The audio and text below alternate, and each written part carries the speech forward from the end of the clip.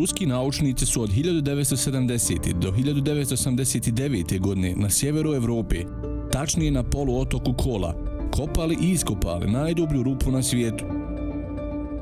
Duboka je 12.262 metra. Njen zvaničan naziv je Kolska superduboka bušotina, a napravljena je da bi otkrili šta se krije u dubinama zemlje.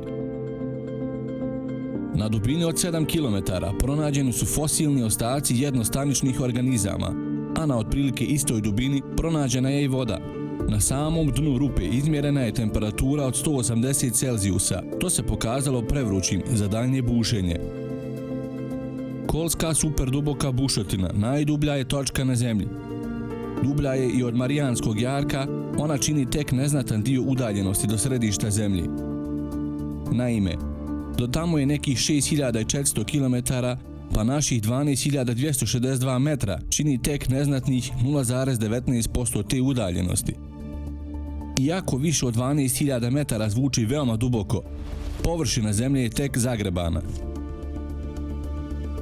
Tokom hladnog rata i svemirske utrke, Amerika i Sovjetski savez su vodili još jedan, mnogo manje popularan rat. Cilj je bio jednostavan, iskopati što dublju rupu i otkriti šta se krije ispod zemljine površine.